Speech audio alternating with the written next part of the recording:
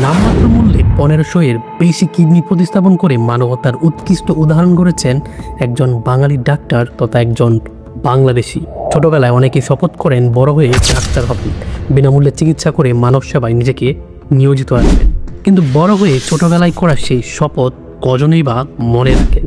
তবে অধ্যাপক কামরুল ইসলামের ক্ষেত্রে বিষয়টি একেবারেই আলাদা।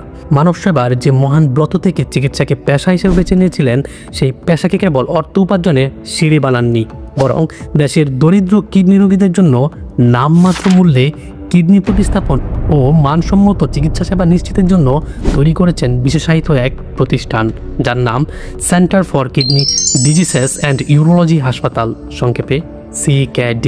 2014 সালে গরিব রোগীদের কম মূল্যে কিডনি প্রতিস্থাপন ও চিকিৎসার লক্ষ্য নিয়ে এই প্রতিষ্ঠানটি গড়ে তোলেন কামরুল ইসলাম।